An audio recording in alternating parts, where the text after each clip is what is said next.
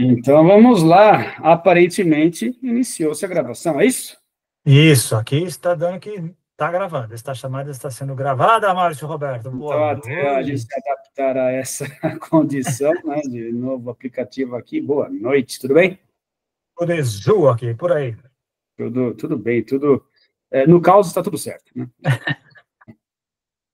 Mas vamos lá, então, sem mais delongas, episódio 177, e o tema de hoje é a diversão do universo.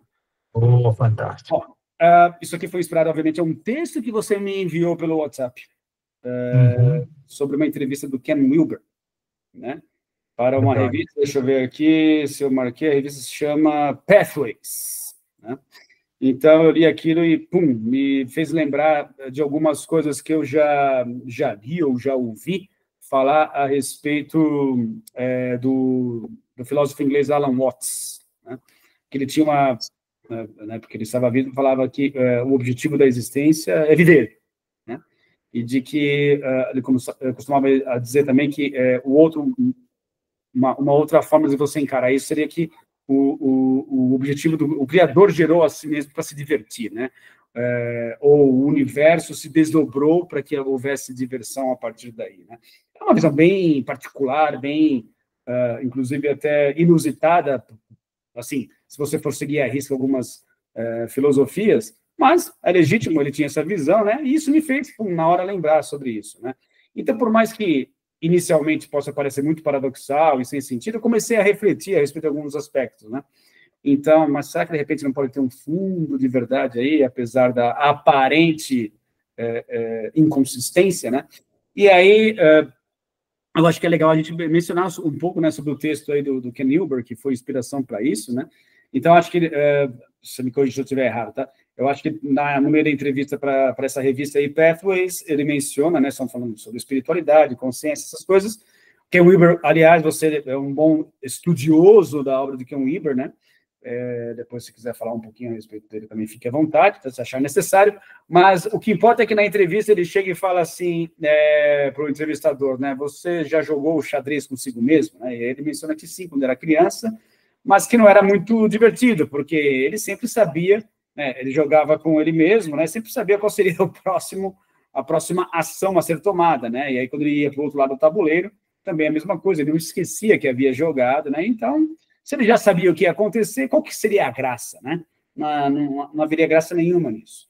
Então, ele continua na entrevista mencionando, tá vendo? Esse é o ponto exatamente que eu quero mencionar aqui, porque talvez o universo, talvez a grande mente cósmica, esteja fazendo as coisas de uma forma que sejam simplesmente divertidas, ao esquecer que viemos dessa fonte primeira, todos, né? Aquela famosa frase, somos todos um, né? E que na esmagadora maioria das vezes, simplesmente só uma frase, aquilo não cala fundo em cada um de nós, a não ser que a gente passe por experiências muito transformadoras, e faz sentido, porque, de fato, você só passaria a ver graça nesse jogo se você pudesse esquecer que você estivesse jogando consigo mesmo, né?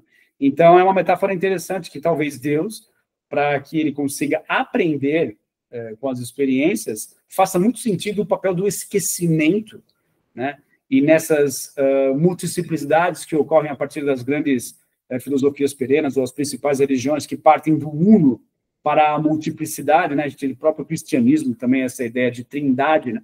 E que você tem o Pai, o Filho e o Espírito Santo, né? Sai de uma fonte única e depois se desdobra, ao mesmo tempo que você tem a mesma coisa nas filosofias orientais, essa ideia de um criador, da grande rede de Indra, que é múltipla, mas a partir dali você gera toda uma gestação de multiplicidade de dimensões, de acontecimentos, de estados de mente. Então, faz muito sentido que nesse processo haja o papel aí do esquecimento e a diversão faça parte dessa brincadeira. Sem, obviamente, aqui também já me adiantando e sendo bem meticuloso em relação ao texto que eu te passei, sem querer romantizar o sofrimento, né? Acho que é muito importante, nós estamos aqui minimizar o papel do sofrimento, o quanto isso é dolorido para todas as criaturas, o quanto que é desejável que a gente, pelo menos, minimize o impacto do sofrimento até onde conseguimos conceber enquanto primatas recém-descidos das árvores, mas, ainda assim, talvez o sofrimento seja apenas um aspecto local da mesma forma como a gente acorda de um pesadelo e é aquela experiência dentro do nosso corpo, ou dentro de uma mente que talvez esteja aí dissociada em relação ao ego, você sente alívio ao acordar daquela experiência, porque temporariamente e localmente aquela condição de sofrimento foi simplesmente diluída em função de uma consciência que se adquire a partir daquilo. Talvez Deus, no sentido mais macrocósmico possível, esteja se divertindo, ainda que nas suas infinitas localidades, digamos assim, ou espaço-temporais, digamos assim, haja ali um sofrimento presente que imediatamente é percebido como sofrimento, mas em um aspecto mais macrocósmico, desculpe, haja aí um componente de aprendizado e diversão. Né? Então, mais ou menos por aí gira o papo, vou passar para você, porque eu já falei demais e até me engasguei. Bora! Não, ótimo. Brilhantes introduções, como sempre. Não, eu acho que é por aí. Quem lê o texto descritivo vai perceber que se resumiu muito bem. Eu acho o seguinte, o resumo do Alan Watts que você colocou, que é muito similar ao resumo do Sri Aurobindo, que é uma dessas sumidades do Oriente, com a ideia da involução e da evolução. A involução seria o Brahma, que para nós é a consciência cósmica, o profundo, está lá, é o não dual, sabe tudo, e para conseguir aprender e continuar evoluindo, porque nada está parado, fez esse desdobramento, essa involução, dá um passo atrás, cria a dualidade física material, dá outro passo atrás, cria a mente, cria o espírito, dá um passo atrás, cria a mente, dá um passo atrás, cria a vida, e a partir daí volta na evolução em caminho a ele. Né? De uma maneira diferente, com outro tipo de discurso, o Carlos Paz coloca a ideia do propósito superior. Né? Então, cada uma dessas pessoas que teve esses insights, essas experiências, tentaram organizar esse tipo de fluxo e refluxo usando a linguagem que poderia dar. O Stanislav Grof escreveu um livro chamado Jogo Cósmico, que dá essa ideia. O que eu acho que talvez dê vazão à tua preocupação com relação ao sofrimento e talvez a palavra diversão acabe tendo uma conotação de festa, farra, irresponsabilidade, quando, no fundo, se a gente for na etimologia, quando você pega lúdico, ludus, é diversão / aprendizado. Né? Então, a ideia é, eu vou aprender, e o aprendizado não precisa ser uma coisa ruim, ela é divertida no sentido que dá descobertas contínuas o tempo inteiro, então é divertido, eu estou cada vez melhor. Né? E para a gente faz esse sentido lógico nas coordenadas de espaço-tempo, porque essa lógica só existe nas coordenadas de espaço-tempo. Inclusive, o sofrimento, a alegria, só existe nas coordenadas de espaço-tempo. Então, está fechado aqui. Fora daqui não haveria, né? Mas, nesse sentido, tem outro aspecto também, que é um aspecto colateral, que eu não tinha percebido, mas eu só percebi quando eu estava relendo hoje o teu descritivo, só tem graça também para o profundo fazer todo esse trabalho, se ele nos der a nós, essas criaturas sencientes, hominídeos, proto-símios que saíram das árvores, se nos der livre-arbítrio, porque se tiver tudo determinado, ele não está aprendendo nada. Então, a gente tem que ter um mínimo de livre-arbítrio para poder cometer esses erros, essas atrocidades, essas outras coisas, para dar vazão a esse aprendizado. Né? A gente aprende com os maus exemplos também. Aliás, muitas vezes os melhores aprendizados são com o sofrimento, com as mancadas, com os erros. Né? Então, faz parte do jogo cósmico, né? Tudo isso. E eu me percebi depois disso daí. Nessa grande dicotomia, determinismo e livre-arbítrio, deve ter um pouco dos dois, mas algo de livre-arbítrio tem que ter, porque senão seria um jogo de cartas marcadas. Um jogo de cartas marcadas é como jogar um xadrez sozinho. Bem pensado. É polêmico. Porque tem aspectos... É que, assim, também a forma como nós entendemos o livre-arbítrio é tão variada como por exemplo, para conceitos universais, como amor, Deus, coisas assim. Tem vários conceitos de livre-arbítrio, várias ideias, e dá para a gente estender. Aliás, tem um episódio nosso falando sobre livre-arbítrio, né? Mas essa ideia de um mínimo de liberdade que esteja passível de tomarmos, de não ser tudo marcado, né? Um videogame, por exemplo, um videogame do jeito que a gente faz, você é um jogador de videogame, eu já fui, corrija-me se eu estiver errado, eu acho que existe um número limitado de jogadas, não existe um número infinito de jogadas, o código existe limitado. O profundo, necessariamente, não precisa ser limitado. A gente pode ser capaz, no jogo cósmico que eu imagino que o profundo faria, se eu fosse eu profundo, não. Cada um é uma célula profunda que está criando um videogame a cada ação. Exato. Nesse sentido, é a ideia do livre-arbítrio, essa liberdade de poder criar toda hora coisas diferentes, não pensadas, não no código-fonte. Isso fica fascinante, esse jogo. Esse jogo fica divertido. Concordo plenamente. E eu gostaria agora de adicionar o componente do esquecimento, cara, e da memória, como fatores fundamentais nessa especulação que estamos levando aqui hoje, que é o seguinte. Bom, já finalizando aí, quase no final da minha pós-graduação, e eu sem certeza eu posso dizer a você o seguinte, que o esquecimento é fundamental para a nossa existência. Por quê? É muito disfuncional você lembrar tudo. Muito. Você imagina você se lembrando de todas as coisas ao mesmo tempo, você não teria espaço de processamento para lidar com o dia a dia, com as coisas que estão acontecendo no momento, que são importantes, né? Então, coisas bem assim triviais, como, por exemplo, o que interessa para o meu cérebro eu lembrar onde eu deixei meu carro estacionado no mês passado no shopping que eu fui comprar, sei lá, qualquer coisa. Não tem menor valor isso. Então, o nosso cérebro naturalmente esquece daquela informação. E é bom que seja assim, porque vamos dar espaço, né, para que a gente se preocupe com coisas mais importantes. Da mesma maneira, e extrapolando isso agora para o nosso conteúdo aqui, você só pode jogar um jogo bem jogado se concentrando nele. Ou seja, qualquer jogo, tipo uma partida de futebol, um jogo de xadrez, ele só vai fazer sentido se você tirar da sua linha de frente todas as outras questões que estão perturbando você naquele momento.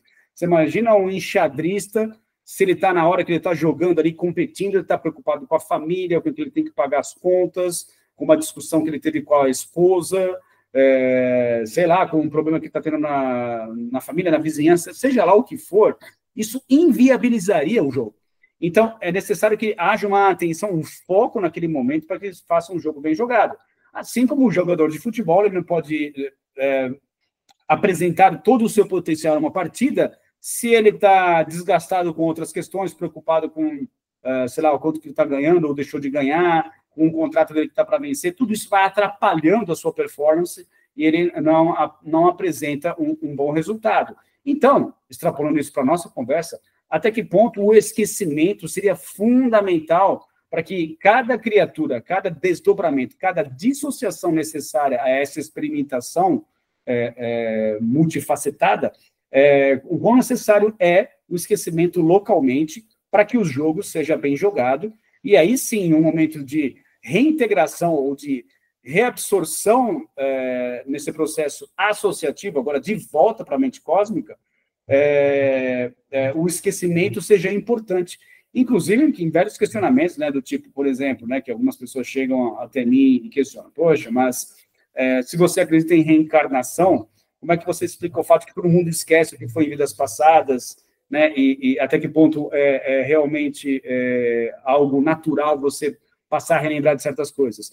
Então, assim, o esquecimento, ele nunca é negado, né, eu nunca duvidei do poder do esquecimento de que ele possua uma função. E eu acredito que preponderantemente, uma de suas funções é realmente liberar espaço para que nós, criaturas limitadas dentro de um corpo, né, que é frágil e que possui as suas necessidades metabólicas, né, e uma função dentro do tecido tridimensional, que você tivesse realmente priorizando ali a sobrevivência desse corpo e não tivesse acesso a tudo, né? Então, o esquecimento também, eu acho que faz parte dessa questão do jogo e da diversão, porque, volto a dizer lá na metáfora que fizemos inicialmente, que nem foi a metáfora nossa, foi a metáfora do Ken Wilber, que graça teria você jogar esse xadrez sabendo tudo o que fosse acontecer, e pior ainda, né, preocupado com outras coisas, sem que elas fossem aquelas condizentes com o tabuleiro na sua frente. O que você acha disso? Eu acho genial. Pegando do final para o começo, quando o Ken Wilber fala que não tem graça, né? Essa ideia da graça não só a graça da diversão, eu não estou aprendendo, não está sendo útil. Qual é a utilidade de eu fazer um tipo de atividade com cartas marcadas? A graça tem esse sentido também, não só pela diversão, mas não há aprendizado por trás, né? Além disso, no começo da tua fala, falando eu vi a imagem de uma pessoa que não pudesse esquecer nada, imagina, né? Tem, inclusive, um conto genial do genial Jorge Luiz Borges, chamado Funes el Memorioso, que é um sujeito que não esquecia nada desde o começo da vida dele. Pirou. O conto é genial, ele pirou. Imagina você não esquecer de nada do que aconteceu na sua vida. Você pira. Né? Tem uma razão. Como eu costumo dizer, deve haver uma razão para as coisas acontecerem. Né? A gente usa muito a metáfora do cérebro com o computador, né, que é muito útil para algumas coisas, para outras coisas não funciona para nada. Pegando especificamente com relação à memória, supostamente todos os computadores, todas as máquinas têm um limite de memória, supostamente. O nosso cérebro, teoricamente, não. Né? A gente não dá para saber, tem gente que a gente pode usar à vontade. Agora, existe uma razão para a gente esquecer de várias coisas, aquilo que não é fundamental? Eu acho que uma delas, não precisa ser uma razão, uma delas deve ser essa ideia de facilitar, de pavimentar o caminho para o aprendizado de coisas novas, senão não teria sentido nenhum. Né? Se eu quero voltar e memorizar, nós temos uma capacidade fantástica de memorizar. Se queremos focar a atenção, podemos. Se amanhã ou depois eu e você, vamos fazer uma aposta aqui, vamos ver quem memoriza os Lusíadas primeiro, se a gente se meter a fazer isso, nada nos impede de fazer. Se for um foco, se a gente tiver vontade de fazer isso. Assim como qualquer outra coisa. Mas é preciso ter um propósito para fazer. Né? E para terminar, com relação à questão da reencarnação, que é um dos muitos argumentos que as pessoas dizem, já pensou em encarnar sabendo das 5 mil esposas, 40 mil filhos, 255 mil casamentos, 458 mil assassinatos que eu cometi? E vida seria essa? Para que ter essa vida aqui, lembrando de tudo o que aconteceu? Inviabilizaria essa experiência. Então, deve haver uma razão. Deve haver uma razão para a gente esquecer. Deve haver uma razão para, quando a gente lembra, seja flashes. Seja uma ou outra vivência que não nos afete totalmente. Ao contrário, nos sirva muitas vezes de trampolim para nos lembrar, isso aqui é só uma experiência nessas coordenadas de espaço-tempo. A minha essência é outra, mas aqui as regras são essas. De vez em quando eu tenho uns flashes ali que eu consigo perceber. Eu não, todos nós. Parece que uma porcentagem muito grande da população mundial teve pelo menos uma experiência de pico na vida, e filtrou e decupou e interpretou de acordo com o seu nível de consciência. Com certeza. Então, assim, volto a partir daquele ponto eu concordo com você que a questão da diversão, ela está realmente envolvida com a questão do aprendizado, né? Assim, o quanto que ao você encarar uma atividade do ponto de vista ou da perspectiva mais divertida ou menos sisuda, menos chata, digamos assim, né? O quanto que isso favorece o aprendizado, né? Porque eu estou falando de coisas triviais, né? Se uma atividade é chata, a tendência é que a gente não vai aprender com ela, mas a tendência é a gente não prestar atenção muito bem no que está acontecendo, porque é amassante, é chato, o aprendizado ele é bastante reduzido. Porém, se você coloca esse componente do lúdico, né, no mesmo tipo de conteúdo, digamos assim, mas que ele passa a ter esse componente lúdico, isso auxilia o aprendizado, isso como qualquer professor, né, ou qualquer criança, digamos assim, sabe que isso ajuda, auxilia demais, né? Então, por que não pensar que, talvez, lógico que, assim, dadas as devidas proporções, algum componente envolvido com esse aspecto do lúdico pudesse estar associado à intenção original do universo em aprender dessas maneiras, né? E volto a frisar, se nos parece, pelo menos inicialmente, uma ideia muito fora da caixinha, é só a gente pensar o quanto que a gente tira de aprendizado ou fica aliviado ao acordar de um pesadelo, né? Ou seja, localmente ali a experiência está sendo muito desconfortável, mas ao acordar você fala, putz, tá, saquei, era apenas um pesadelo, passou, né? Então, assim, o senso de alívio vem a partir daí, mas localmente eu estava passando por um perrengue, mas agora com um outro nível de consciência eu percebo que tudo não passou de um pesadelo e eu posso tirar proveito da simbologia que isso traz para mim, o porquê que eu sinto medo, o porquê que eu estava sendo perseguido, e por aí vai, né? Então, eu acho importantíssimo isso, essa diferenciação que você deu em relação à diversão, não estar apenas vinculada à questão do entretenimento, digamos assim, mas está vinculado ao aprendizado. Muito legal. E pegando o gancho aí no que você falou do pesadelo, eu me lembrei das situações. Alguns vão ter essa atitude. Ah, puxa, que alívio, era só um pesadelo. Vamos para a vida, legal, vamos nos divertir. É uma atitude legítima. Outros vão parar. Tem aprendizados aí? De novo, a partir de uma experiência aqui que eu posso aprender, mesmo de uma experiência ruim. Inclusive, usando uma expressão que você gosta muito, já usou em vários dos nossos episódios, aprendizado sempre tem, com amor ou com a dor. Sempre tem. Mas com amor parece que ele é melhor, ele traz felicidade, talvez ele expanda as possibilidades, ele tem um outro tipo de matiz, né? Mas aprendizado sempre tem. E um outro exemplo legal que a gente já conversou aqui é o exemplo do flow. Quando a gente está em qualquer situação de flow, ela é tão prazerosa que as próprias coordenadas de espaço-tempo naquela situação é eclipsada.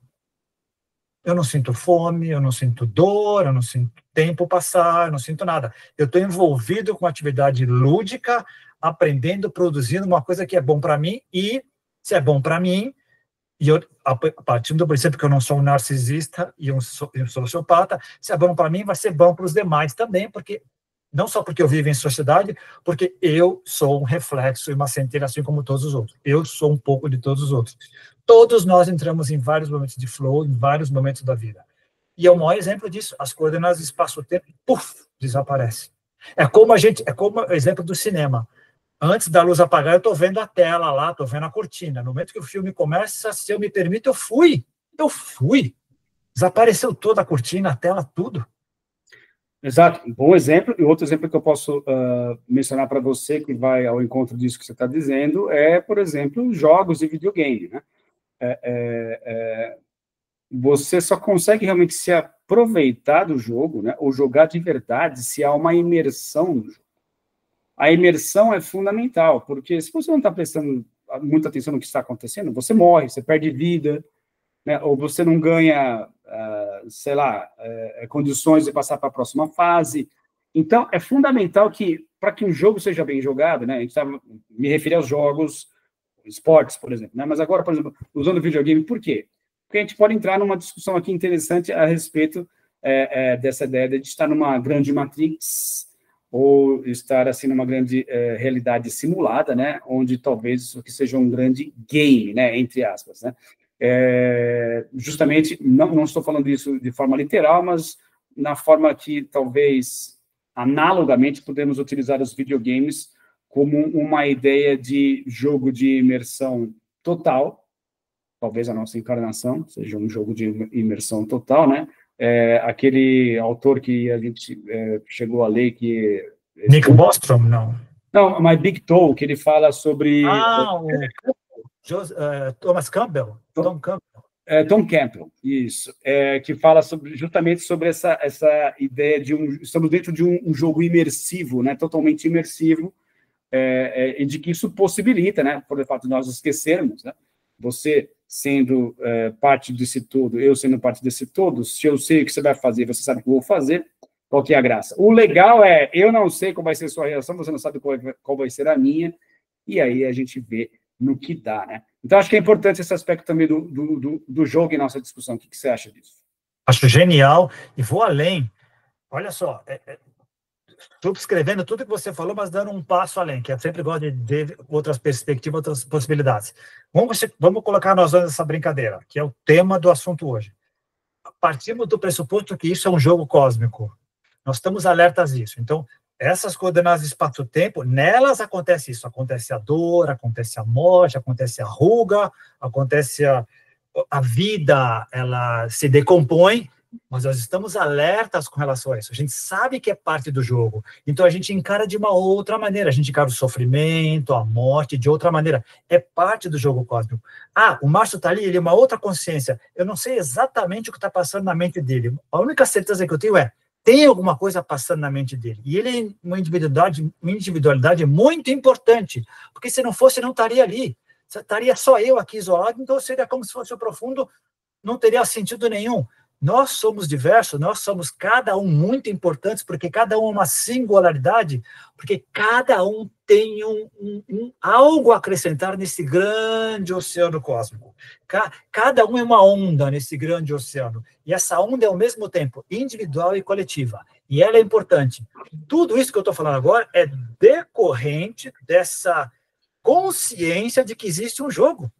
E eu estou jogando ele. Eu sei que nesse jogo eu vou um dia falecer, eu vou sofrer, eu vou ver gente ao meu redor fenecer, e nessas coordenadas de espaço-tempo é legítimo que eu sofra, que eu fique triste, que eu fique com raiva, que eu chore. Mas se a interpretação que eu dou para o jogo é essa, que é só um jogo, a realidade é maior, o que eu sou verdadeiramente é maior, transcenderei isso, irei melhor para uma outra fase, para uma outra... Eu posso encarar o jogo de maneira completamente diferente. Muito bom. Eu me sinto co-participante do jogo. Eu estou criando outras regras. Eu não estou subvertendo o jogo, eu estou jogando com J maiúsculo. Eu não estou indo contra as regras, eu estou jogando com J maiúsculo. É assim profundo? Já que você é eu e eu sou você, deixa eu explorar todo aqui possível e imaginável. Inclusive, quando eu fizer besteira, eu vou ser compassivo comigo mesmo. Eu vou me perdoar. Eu sei que para essas coordenadas de espaço-tempo, na moral e ética daqui, é errado. Mas tudo bem, eu estou aprendendo. Está escrito no código-fonte, eu estou explorando. Me arrependo, pago a penitência que tem que ser e vou embora. Continuo jogando. Muito bom. Inclusive, a gente poderia fazer uma analogia também com o vício no jogo, né? E a perspectiva do que seria um jogo ou uma relação com um jogo que seja saudável, né? Então, por exemplo, o que caracteriza o vício ao jogo? Quando você passa a ter um adolescente, por exemplo, que só joga videogame o tempo todo e não come direito, não dorme direito, vai mal na escola e por aí vai, porque ele focou tanto no jogo que ele esquece o que existe ao redor. Uma relação saudável com isso, e a gente pode expandir isso por aquilo que a gente tenta fazer desde o início dos nossos episódios, que é falar sobre coisas profundas da forma mais ampla possível, é você ter a ideia de que não, existe um jogo maior, que é o jogo da vida, né? E eu tenho minhas responsabilidades, tenho meus direitos, mas também tenho os meus deveres, os quais possibilitam até que de vez em quando eu pare para jogar o meu jogo, e eu vou me dar o direito de vez em quando, jogar o meu videogame, porque eu mereço. Ou seja, há uma relação muito mais saudável com o jogo em si, e isso pode ser escalonável, desde da analogia com o jogo do videogame bem jogado, e o que pode fazer você até ser um campeão em um jogo específico de videogame, mas não te tirou do foco mais ampliado ou macrocósmico, de que você faz parte de um contexto social, político, nacional, planetário e, finalmente, cósmico, né? E que isso é importante também. Então, essa flexibilidade e esse trânsito que você possui entre as diferentes dimensões da realidade é o que, lógico que eu estou falando isso de forma teórica, né? Isso tem que ser necessariamente de forma experimental, é o que nos dá uma boa analogia para a abertura da consciência para outros estados de mente, para a ampliação dessa possibilidade através da meditação, através de experiências de pico, onde você vivencia outras realidades, considerando que elas existem, pelo menos essas possibilidades a serem exploradas, e você não fique preso apenas ao videogame ali, né? Então, o que você gosta muito bem de falar, muitas vezes, né, de que tem aquelas pessoas que se encontram apenas na casinha 1 da evolução, essas são aquelas que só pensam no jogo, né? Eu só quero jogar. E agora, né, me atendo ao quê? Ao jogo do videogame em si. E aqueles que entenderam um pouquinho melhor, ou um pouco melhor, pelo menos, sabem que o jogo é apenas parte de um processo muito mais amplo, que envolve várias camadas, fazendo da nossa vida, talvez, um dos maiores jogos a serem jogados. Fantástico, super legal. Esses últimos 5 minutos vai ter que ser vistos, porque foi muito legal, é muito bacana. Sabe o que me ocorreu? A ideia seria tentar jogar, participar desse jogo, tentando explorar todas as possibilidades, as esferas possíveis de participação. Isso pode ser feito de várias maneiras. Eu me lembrei de um exemplo agora. Vamos pensar que eu posso pegar essa minha existência aqui, essa minha existência humana, e avaliá-la e experimentá-la em 3 níveis: corpo, mente, espírito. Então, como é que eu posso usar o corpo? Maximizando minha participação no jogo, cuidando dele, me alimentando bem, fazendo exercício, explorando ele ao máximo, as minhas possibilidades, tudo que o meu corpo puder me permitir explorar para o meu bem e para os demais, eu estou participando nessa esfera do jogo. Mente, eu posso estudar, eu posso aprender, eu posso entender o outro, eu posso lidar com os meus sentimentos, eu posso ver uma série de coisas, experimentando, estudando, olhando, interagindo com outros. Só existe vida na relação. E a parte espiritual, essa transcendência, eu sei que isso aqui é uma parte do jogo, eu posso me olhar de fora, minha consciência olhar de fora, olha só como é que esse jogo está funcionando, olha coisas que eu posso perceber desse jogo. Imagina as coisas que eu não estou conseguindo perceber do jogo, eu sei que tem coisas além, mas olha que interessante, imagina poder jogar nessas 3 esferas, tentando maximizar a participação em todas elas. Fica muito divertido, fica Disneylândia. Muito bem. E você me fez lembrar também agora de uma metáfora que o Bernardo Kessler usa demais, que tem a ver com esse videogame, que é o seguinte, o papel da ciência, né? Porque ele fala que é possível você interagir com a realidade de uma forma tão precisa e tão boa, que isso nos dá a péssima ideia de que a ciência pode responder a questões mais fundamentais e mais existenciais. Da seguinte forma, ele fala que uma criança de 5 anos de idade pode ser, por exemplo, campeã em um jogo de videogame específico. Campeã, assim, ela vai lá, joga, especialista nesse jogo. Ninguém consegue ganhar dessa criança. Porém, ela não faz a mínima ideia do que existe por trás desse jogo, né? Ou seja, circuito integrado, um console, sei lá, zilhões de linhas de código que foram necessárias para que aquele jogo existisse, componentes eletrônicos, energia elétrica e por aí vai. Para a criança isso é irrelevante, não interessa. Isso não vai fazer dela o campeão do jogo. Agora, o que ela tem é essa fixação pelo jogo, essa concentração e essa atenção que dissemos anteriormente, e a ciência é justamente isso. A ciência ela existe justamente para lidar com os aspectos comportamentais do universo, né?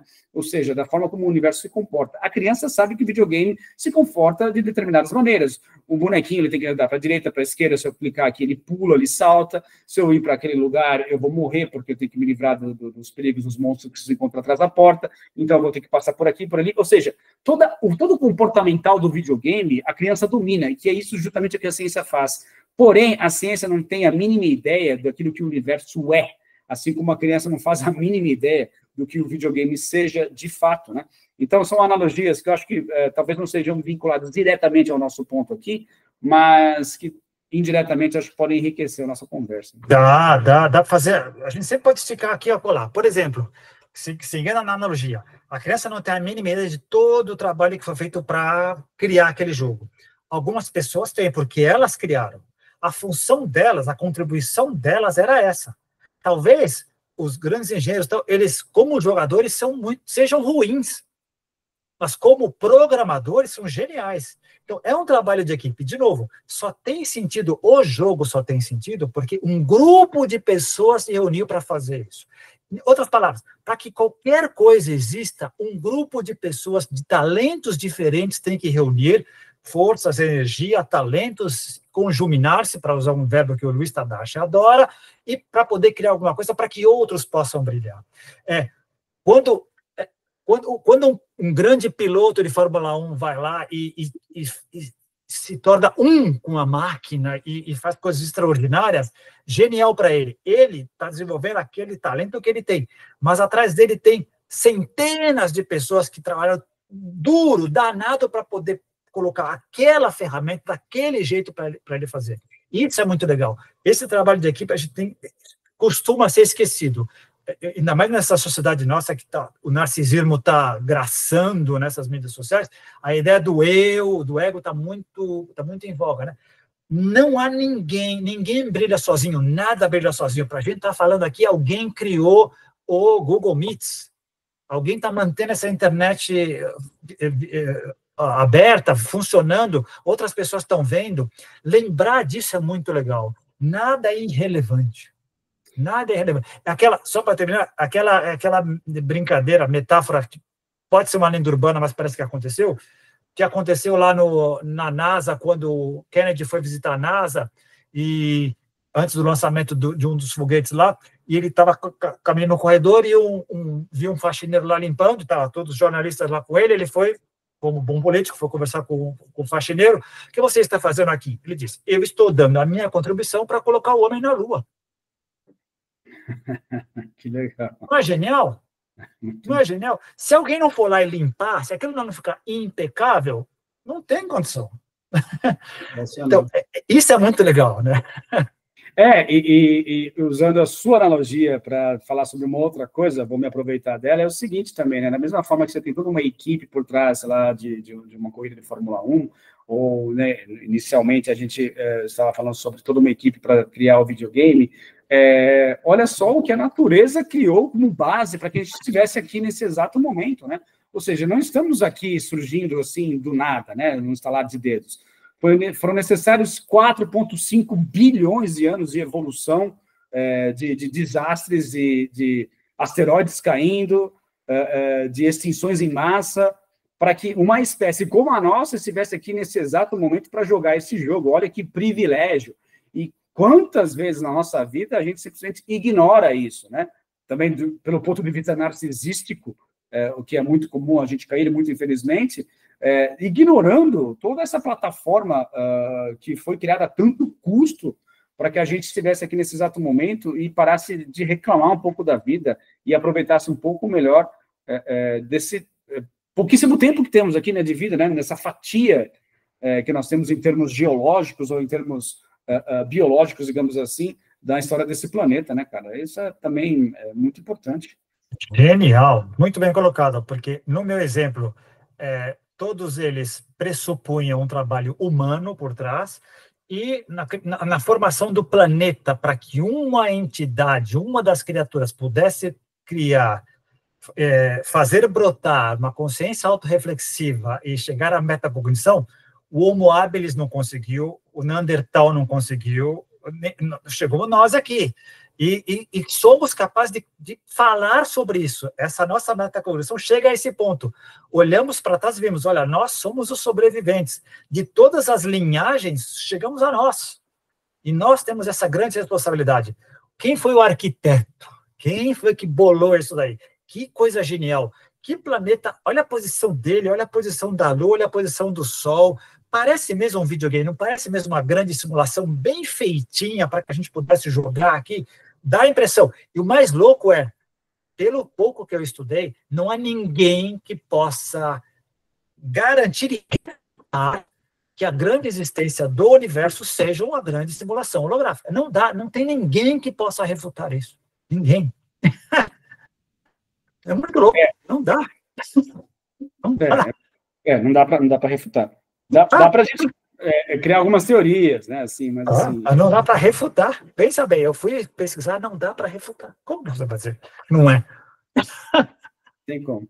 Mas é interessante, né? Como dá essa ideia que a gente parece casar, porque, assim, lógico que as circunstâncias acabam estabelecendo, de repente, o contexto, dependendo da situação. Então, por exemplo, né, a gente estava falando sobre o aprendizado em circunstâncias de sofrimento, já dedicamos episódios falando sobre isso, né, tentando extrair, de alguma forma, algum aprendizado de sofrimento, quão importante é isso, né, e agora também falando sobre a diversão, o quão importante é isso, se contrapondo, obviamente, ao aspecto, né, considerando a dualidade universal, né, sofrimento e diversão, também o quão importante a gente levar a diversão a sério. Para uma criança, não existe nada mais sério do que a brincadeira. Né? E o quanto que nós também deixamos de ser crianças, nesse aspecto em particular, ao se deparar com toda a seriedade da vida, né? Então, talvez haja um apelo aí, utilizando alguns dizeres bíblicos, né, de que só as crianças herdarão o reino dos céus, de que talvez haja um aspecto aí metafórico embutido, no sentido de que precisamos aprender a extrair da vida, extrair dessas experiências, da mesma forma que uma criança aprende o tempo todo, não deixar de aprender o tempo todo, né? Porque a gente tem essa tendência a se acostumar com as coisas, né? Se acostumar, se conformar com certos aspectos. A vida é isso mesmo, não tem como fazer diferente, eu vou morrer dessa forma. Mas se a gente tivesse essa perspectiva que uma criança tem de aprender o tempo todo, cada oportunidade é uma oportunidade de aprendizado, de descoberta, talvez a gente fosse muito mais feliz, muito mais pleno enquanto seres vivos. Muito bem colocado. Duas ideias me ocorreram. Primeiro, parece que no reino dos mamíferos a brincadeira com crianças, com os filhotes, é regra, não é exceção. Leões, nós, focas, golfinhos, todos brincam, né? E nessa brincadeira estão aprendendo. Parece que é parte do aprendizado dos mamíferos, desde pequeno, a atividade lúdica. Esse é um ponto. Segundo, uma das armadilhas que a gente criou como sociedade no passado e que agora está indo para o espaço era a gente criou estruturas ou crenças ou instituições que nos davam a ilusão, criavam a ilusão de que fosse para a vida toda. Eu fui para uma faculdade, eu fiz um aprendizado, isso vai me servir para a vida toda. Eu vou pegar um emprego, vai ser para a vida toda. Eu vou casar, eu vou ficar casado com essa pessoa, eu vou estar feliz a vida toda com essa pessoa. Então, a gente criou várias coisas que era para a vida toda. E mais do que nunca, agora na pós-modernidade, nós estamos vendo que nunca foi nada para a vida toda. Nunca foi tão palpável e sensível à impermanência. Sempre esteve. Mas a gente criou instituições que davam essa ideia. E não, agora a gente está vendo na nossa cara o tempo inteiro, graças à instantaneidade das comunicações e da possibilidade de ver o mundo todo. Se a gente quiser agora dar uma pausa aqui e olhar a Terra da câmera da estação espacial, a gente consegue. De uma câmera que está no Kremlin, a gente consegue. A gente consegue. E isso, por um lado, nos mostra como está fácil ter acesso a todas essas coisas, mas como tudo é impermanente, porque está todo mudando o tempo inteiro. Então, essa coisa para a vida toda não existe. Então, o aprendizado constante é como diz um dos caras lá da teoria integral, a gente devia ver a vida como um karma yoga, isto é, toda e qualquer experiência é uma experiência espiritual, é uma experiência de aprendizado. Qualquer um cafezinho na padoca, sozinho, conversando com o atendente, pode ser uma experiência espiritual. Uma topada na quina da cama, de noite, é uma experiência espiritual. É sempre, que lições eu aprendo disso? Muda toda a maneira de olhar o jogo. Muda toda a maneira de olhar o jogo. Não, com certeza. Isso, de fato, não estou dizendo que é fácil, em alguns momentos é muito difícil você extrair ensinamentos, mas, com certeza, eles existem, eles estão lá, né? Vai da nossa capacidade de enxergar para além do símbolo, ou seja, o que o símbolo de uma topada de um dedão na quina de uma mesa pode passar para mim? Que a vida é infinita, que eu tenho que prestar mais atenção por onde eu passo, de que a dor faz parte da existência e talvez isso me ajude a valorizar melhor o prazer, ou os momentos que eu tenho de felicidade com as pessoas queridas. Então, sei lá, aí você pode viajar na maionese. Mas, de qualquer maneira, concordo contigo, né? Vai muito dessa capacidade de extração, de significado, em um primeiro momento, para depois haver o aprendizado. Isso. E aí, voltando ao que você falou no começo, que é uma das coisas que eu costumo falar, para você ter esse tipo de conversa que a gente está tendo, e para ter esse tipo de pensamento que a gente está desenvolvendo, tem que estar além da casinha 1 e 2. Tem que ter ido além do fundamentalismo egocêntrico e etnocêntrico. Tem que ter uma visão um pouquinho maior da escada do mundo mundial para ver um pouquinho além das fronteiras. Que as fronteiras nada mais são do que criações nossas, para a gente poder entender um pouquinho melhor e poder se situar. Assim como as próprias ciências. O que são as ciências divididas? Um corpus de conhecimento que foi especificado para que cada um pudesse se especializar e fundo. Mas, no fundo, tudo é conhecimento. E a gente esquece, às vezes. Pegando o exemplo que você falou antes do começo da nossa conversa, Se uma pessoa fica muito focada naquela área dele de conhecimento e desconhece e desrespeita, desconsidera o resto do corpus de aprendizado, ele tá caindo na grande armadilha de pegar a realidade como um todo e achar que a sua verdade dá conta da realidade. Mesmo que use palavras bonitas, conceitos bonitos. A única certeza que a gente tem ela não é a realidade. Ela é uma interpretação da realidade. E como todas elas, parcial, limitada e passível de crítica e interpretação. Sensacional. Como rebater tudo isso? Não tem nem como. Não, é por aí, cara. Eu acho que... e a gente tem certo preconceito, talvez numa sociedade industrial, né? Ou industrializada, digamos assim, e agora informatizada, a gente acaba tendo um certo preconceito contra a diversão. Lógico que é um conceito bastante elástico, né? A gente pode, em um certo sentido, a diversão ela pode ter essa conotação realmente de responsabilidade, de jogar tempo fora, coisas assim, mas me volta sempre esse sentido do aspecto lúdico, como você apontou muito habilmente no início, de quanto que isso nos traz de aprendizado, né? E esse que é o mote aqui hoje, né? O título, talvez a diversão do universo possa passar essa sensação de irresponsabilidade, ou de brincadeira, ou de desrespeito, mas não é isso que a gente quer dizer, né? É mais por aí, realmente, desse aspecto do aprendizado, né? E também que talvez choque um pouco as pessoas, agora temos aí talvez um pouco mais de, talvez 15 minutos, né? Pelo que a gente fez as contas aí, mas... do qual pode ser chocante para algumas pessoas, se não tiveram acesso aos episódios anteriores, ou naquele em particular, quando falamos do profundo, de que Deus estaria aprendendo, né, com a sua própria obra. É um pouco diferente a metáfora, né, porque é aprender com a obra, mas dá para você reposicionar em relação a se aprender consigo mesmo, né? Ou seja, volta a ideia do tabuleiro, né, de xadrez, né? Ou seja, estou jogando com o meu adversário aqui, mas, opa, em determinado momento eu me toco, caramba, esse adversário sou eu, né? Então, sei lá, são aspectos que eu estou tentando retomar aqui para que a gente consiga finalizar com essa ideia do profundo e o quão tabu pode ser isso para algumas pessoas, de um Deus que aprende consigo mesmo ou com a sua própria obra. O que você tem a me dizer a respeito disso? Genial. E sabe que ideia me veio?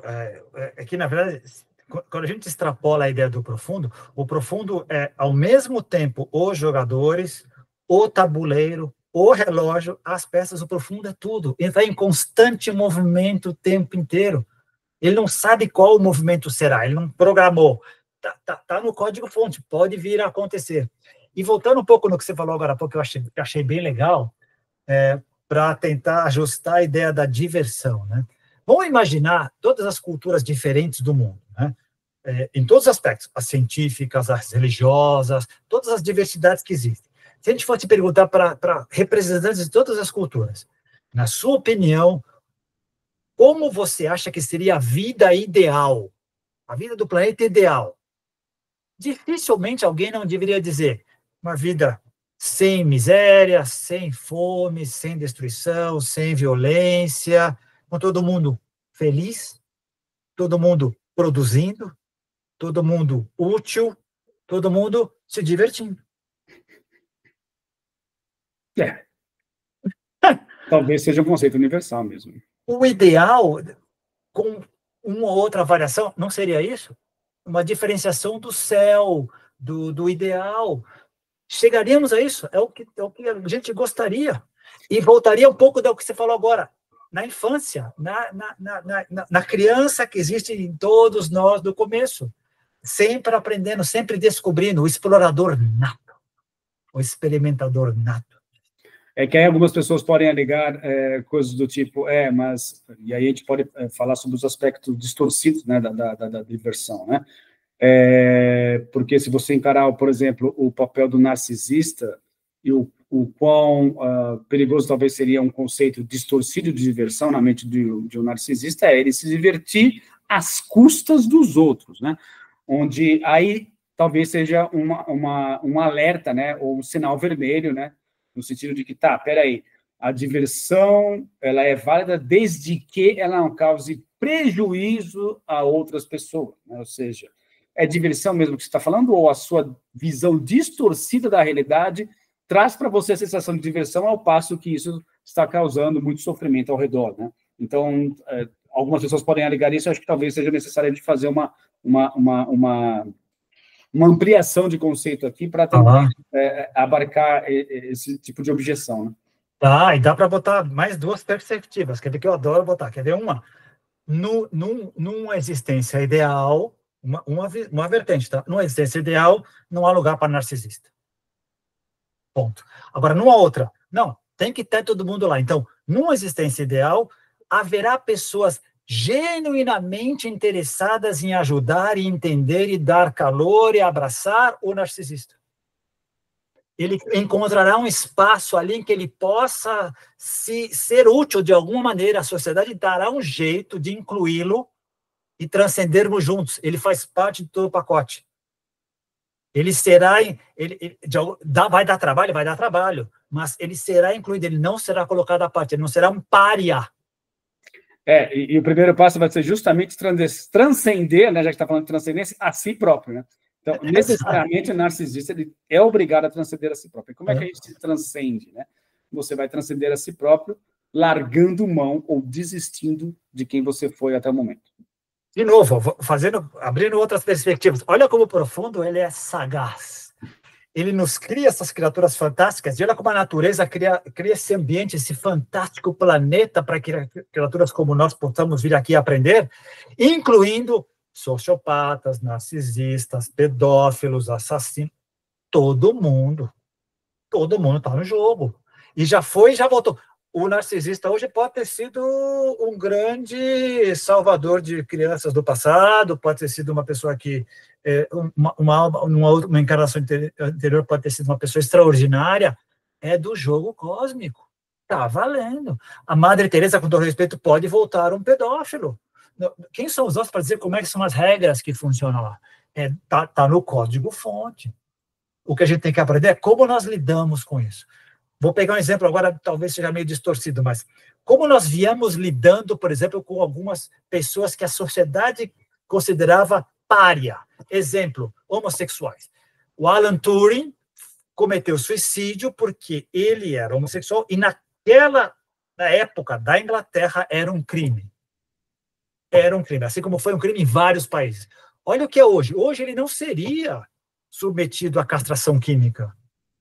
Ao contrário, dependendo da empresa, existem iniciativas de inclusão, de diversidade. Vem aqui ajudar, você faz parte. Nós evoluímos nesse aspecto, abrimos um pouco o leque, evoluímos nesse aspecto. É possível ver por esse lado.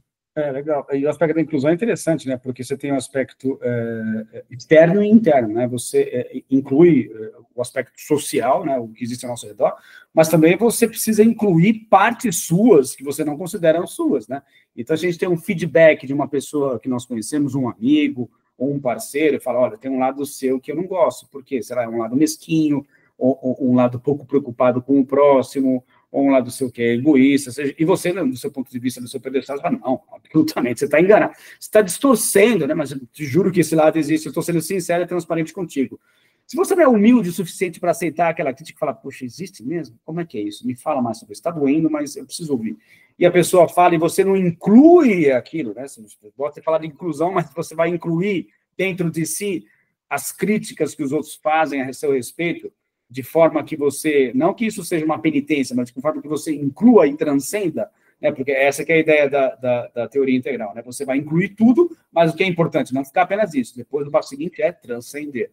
Então, o transcender eu vou incluir tudo isso de mim, mas tem que haver um nível em que eu me direciono para a individuação, né? Que é aquele conceito junguiano, e eu só consigo caminhar nessa direção aceitando e abraçando os meus defeitos, as minhas sombras, mas a partir daí eu gero uma terceira coisa, que não é nem a primeira, nem a segunda, é uma terceira, um aspecto onde essas coisas se dissolvem dentro de uma razão maior. E aí a gente volta àquela analogia do jogo que você consegue transcender ao perceber que, opa, eu estou aqui jogando xadrez contigo e eu percebo, caramba, você que está jogando aí comigo é igual a mim.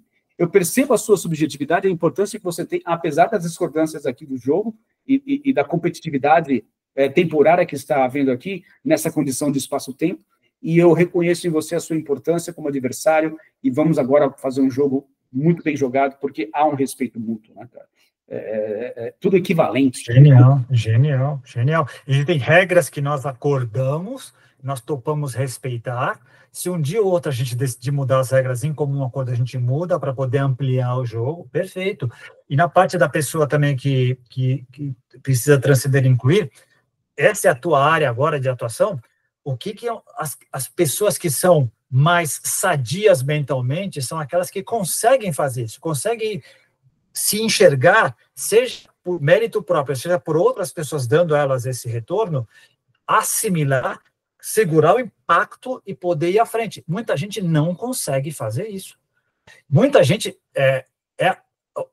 recebe retorno de amigos, apontamentos de amigos e prefere brigar com a pessoa, se esquivar, ao invés de enxergar a realidade. Essa pessoa tende a ser mentalmente menos sã, uma pessoa menos feliz, uma pessoa menos integrada interiormente e socialmente do que as demais. É parte do jogo cósmico também. Também. Concordo plenamente. Cara, vai no chute, tá? Eu acho que mais ou menos por aí, 4, vai dar uma horinha, né? É uma pena. Eu prefiro o Skype porque tinha lá o cronômetro, né, cara? Que verdade. Vou mandar uma reclamação para o Google de ele colocar aqui um cronômetro, porque a gente, né, dessa maneira, consegue acompanhar melhor. Um dia a gente pode experimentar o Teams para ver como é que é. Vai que no Teams que vai substituir o Skype, né? Mas aí eu não tenho a versão paga, né? Enfim, eu já pago aqui o Google. Tem uns esquemas lá que eu já tinha visto. Mas tudo bem. Enfim, a gente calcula aqui. Está mais ou menos ali. Não dá para você vencer, já falamos de videogames, né? Ou de jogos. O jogo. Todo, né? Tem momentos que a gente perde.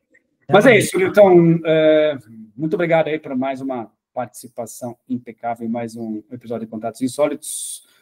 Falhamos na semana passada, na verdade, eu falhei, né? Tive um problema aqui, tive que resolver, não conseguimos gravar, mas finalmente voltamos a fazer desse embate aqui que nós temos há quanto tempo? Quantos anos?